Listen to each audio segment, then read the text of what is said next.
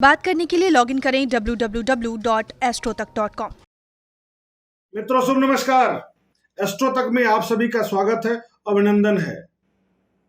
बात करेंगे अगस्त महीने के राशिफल के संदर्भ में ग्रहों के परिवर्तन का क्या प्रभाव पड़ेगा।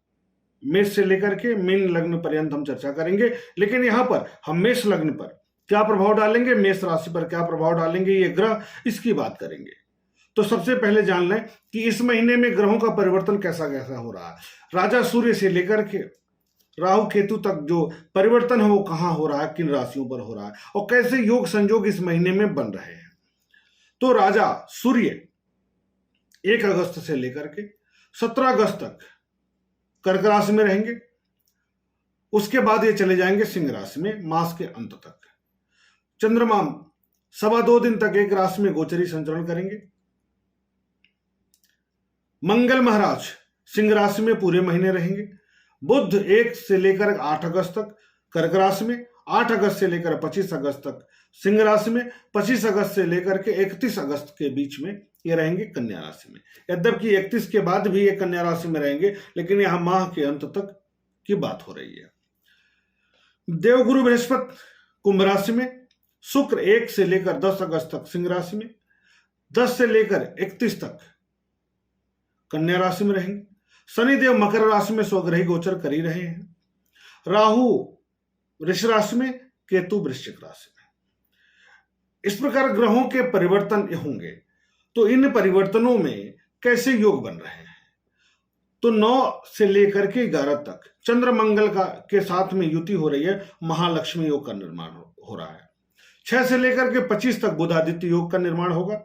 8 से लेकर 10 तक, 25 से लेकर 31 तक लक्ष्मी नारायण योग बनेगा। 22 और 23 गज केसरी योग का सृजन होगा, निर्माण होगा। अब इनका फल मेष लग्न वालों पर, मेष राशि वालों पर कैसा रहेगा, इसको जान लिया जाए। इन सारे ग्रहों की स्थिति के अनुसार स्वास्थ्य की बात पहले करेंगे।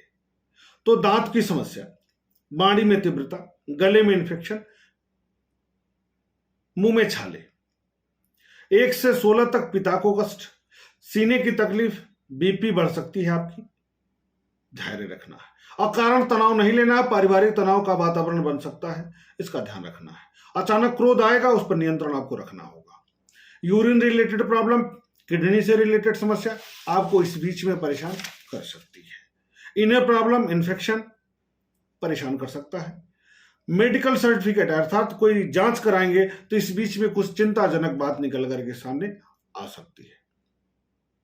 दूसरी बात, धन की बात करेंगे, व्यापार की बात करेंगे, रोजगार की बात करेंगे।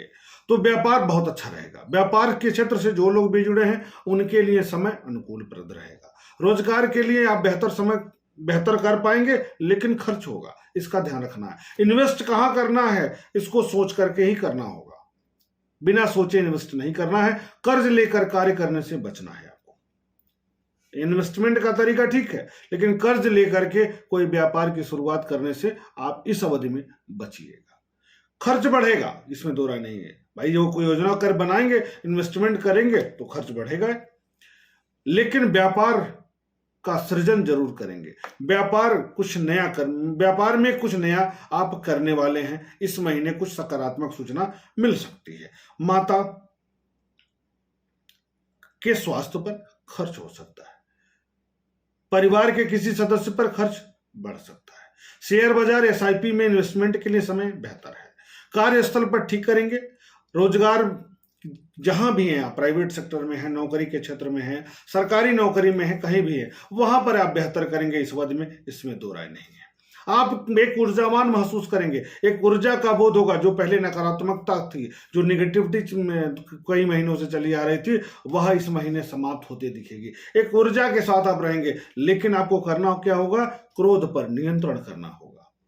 6 अगस्त से लेकर के 31 अगस्त तक समय खूब अच्छा है।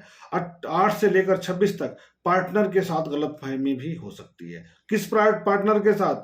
जो कार्यस्थल पर, यदि आप किसी के साथ साझेदारी से कोई कार्य कर रहे हैं तो वहां पर आपको ध्यान रखना है। हो सकता है इस बीच में 8 से लेकर 26 के बीच में आपके बॉस से, जिसके अधीन आप कार्य कर रहे हैं, थोड़ा सा मनमुटाव की स्थिति हो जाए। सरकारी क्षेत्र में है तो आप उच्च पदस्थ अधिकारी से थोड़ा सा मनमुटाव की स्थिति उत्पन्न हो सकती है। इसके लिए उपाय भी बताऊंगा, वीडियो को अंत तक देखते रहिएगा।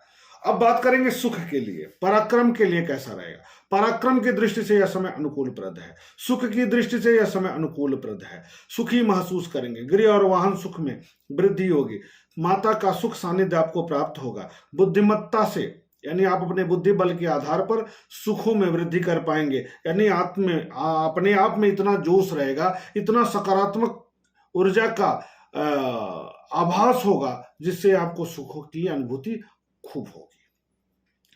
संतान पक्ष की बात करेंगे, पढ़ाई की बात करेंगे, पिता की बात करेंगे। तो संतान पक्ष के लिए यह समय ठीक है।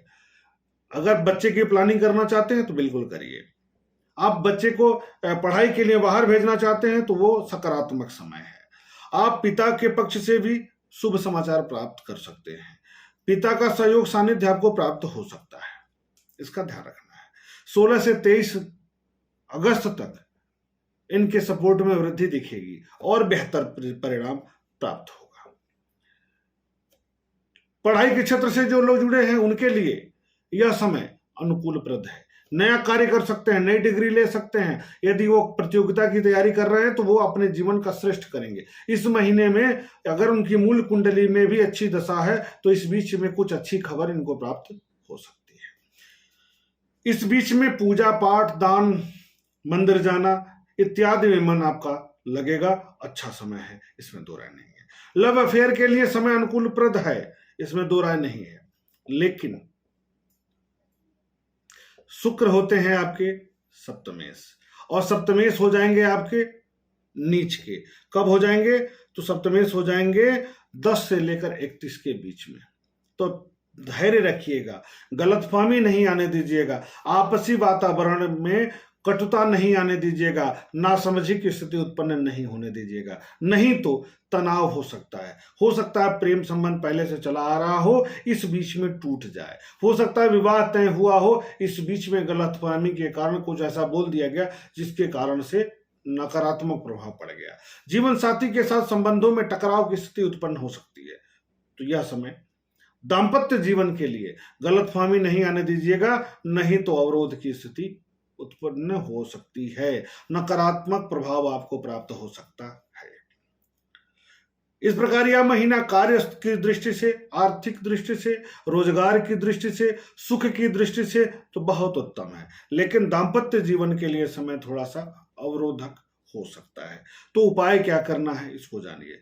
तो माता दुर्गा के मंदिर में जाना है, सफेद मिठाई लेकर के कुछ दक्षिणा के साथ अर्पित करिए, निवेदन करिए, प्रार्थना करिए और चले आइए। छोटी कन्याओं को शुक्रवार के दिन कुछ उपहार दे दीजिए, बस इतना ही करना है।